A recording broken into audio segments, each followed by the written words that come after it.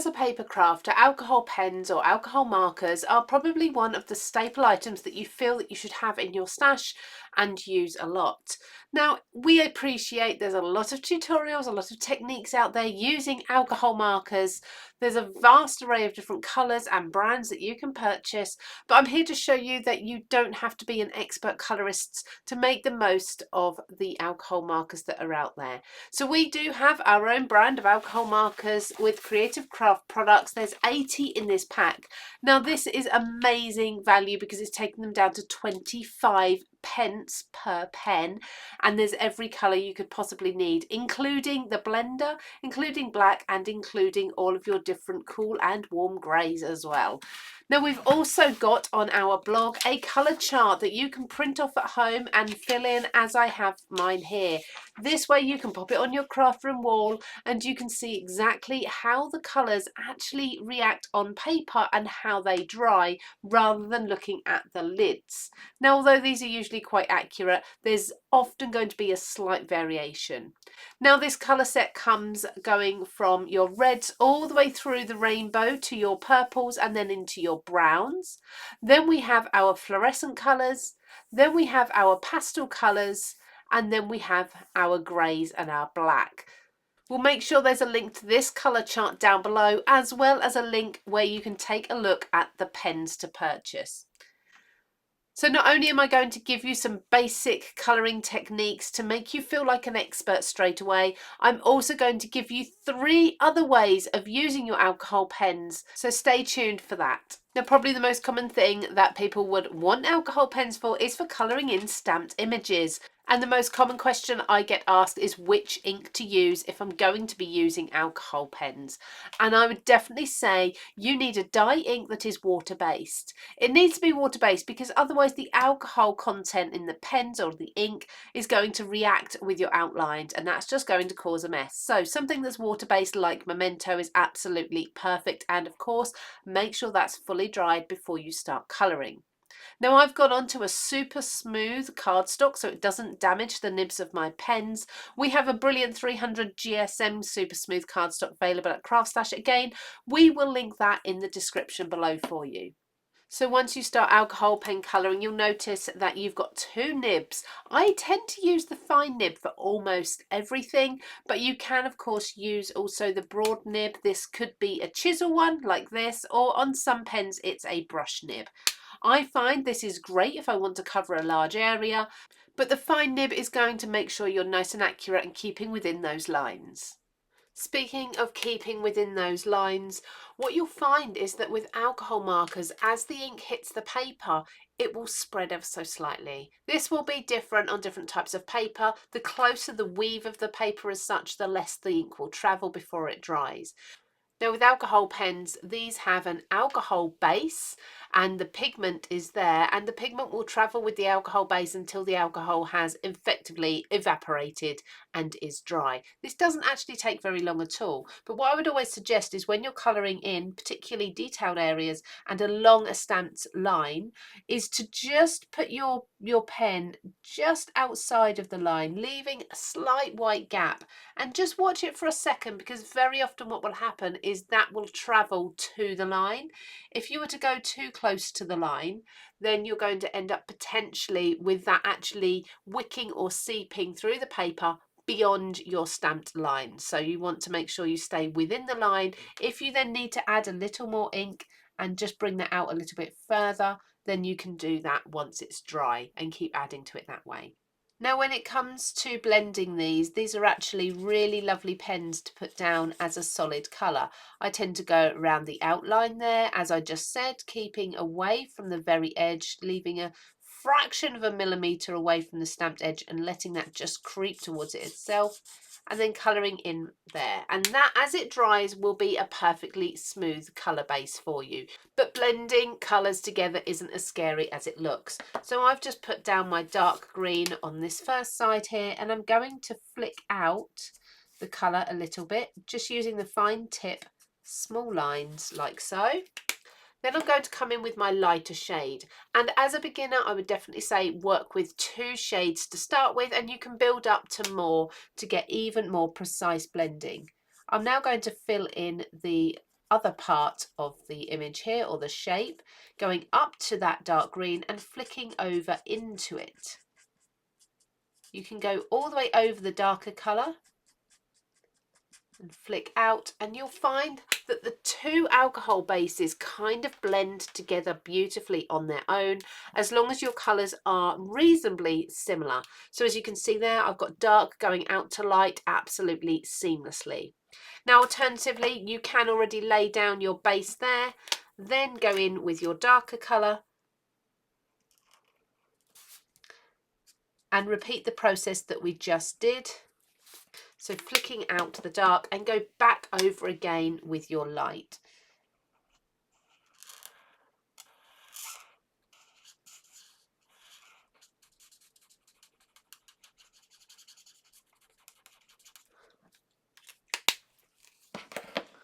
Now, as you can see, that looks a lot darker at the moment, but it will lighten up to look more like this one once it's dry.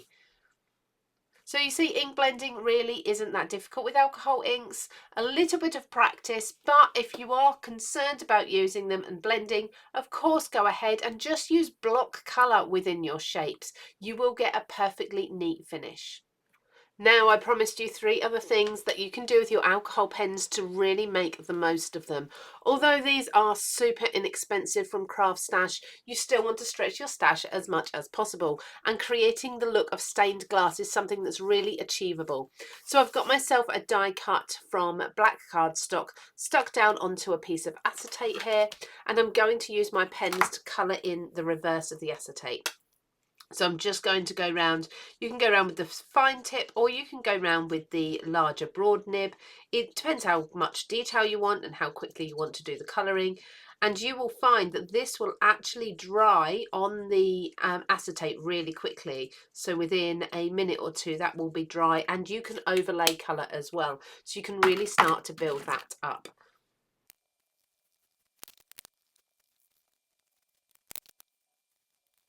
And as soon as you've coloured in, let's just pop a piece of white cardstock underneath so you can see that beautiful effect. Like I say, that is completely dry. That's not going to rub off, and you can't do that with any other type of pen on a shiny surface like acetate.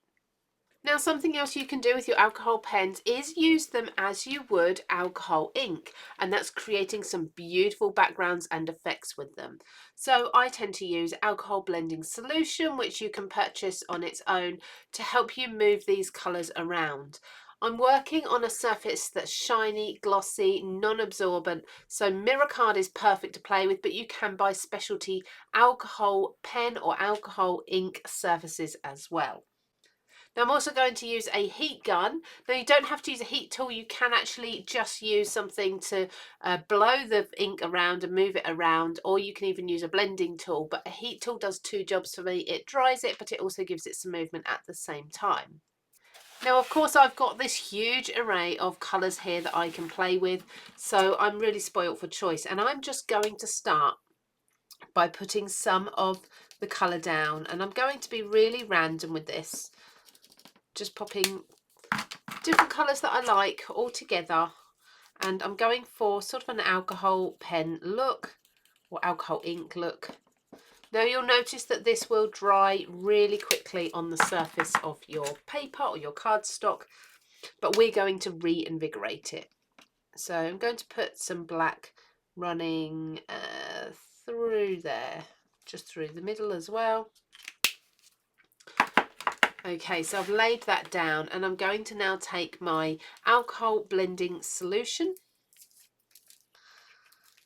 and I think I'm going to start with the black here, and I'm just going to put a few drops over the black and wait for that to start reacting. You can start to see it moving, and I'm just going to blow this around with my heat tool.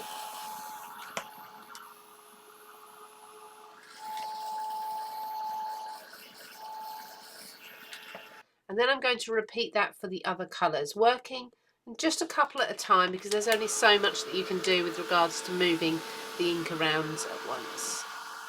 Lastly, once I've mixed everything, I'm just going to put a few little blobs just on the ends where I've missed. So I don't want any sharp edges. I want to ensure that everything looks nicely blended, almost watercolour like. Give those time just to work on the surface there, as you can see that happening. Then once I'm happy with the shape that I've created there, then I can set that with my heat tool or leave it to air dry, because it really does only take a few minutes. That is absolutely stunning. I love that effect, and I will definitely be doing much more of that. And of course, with all of these colours, you can go for any colour combination that you prefer. Now, when we think about the fact that alcohol pens will dry on any surface, any resistant or shiny surface, this opens up a whole new world for us. Lots of opportunities for us to now personalise our embellishments. So I've got one that is a clear resin here. It's a light bulb, and I've been able to add to this, a bit like we did with the stained glass, a yellow glow to it. So I'm actually going very roughly over there, just directly over the top. That will dry in minutes, but if I pop that again on white paper, you'll see the difference. We can also customize our enamel dots. I mean, imagine you've got enamel dots but not quite got the color that you desire. You can easily switch these up. So I'm just going to color in, say, this large one here with a turquoise, which is a color that I don't already have, and you can go over building up the colour as much as you want. So I've now got myself a turquoise dot. Let's do the same with a brighter pink on the pink ones. There we go. Look, a lovely bright neon one. Now we've also drawn on the backing paper there also. So let's just lift that off. There we go. So we've got a perfectly neat enamel dot in the colour that we wanted. And metal embellishments as well. Now, metal embellishments are usually quite dark, but you can add kind of patina style colours to these if you wanted to. So I've just got a green here, and I'm going to go over the surface. I can mix this up with some turquoise or some blue as well. And again, if you want to, you can then take your alcohol blending solution to it and you can mix it up even further. Now with this one, I'm going to add a little bit of blue just to the surface in there, leaving some of the metal, and I'm being really quick and rough with this. And then I'm going to take the colourless blender, and I'm just going to use this just to mix those colours together and blend them a little bit. So this is not going to be lifting the colours, this is just laying down a clear alcohol base, and that's going to help to tone that all in. And again, it dries super quick, so I've now got a patinaed style metal embellishment. So hopefully these tips have given you some confidence for using some alcohol pens for the first time. If you are not a beginner with alcohol pens, we have a fantastic colouring tutorial for more experienced colourists over on our CraftStash channel, and we'll link that just here for you. If you enjoy this video, we'd love it if you could also subscribe to the CraftStash YouTube channel, and you'll find these pens through this link just here. Take care, everybody. I'll see you soon.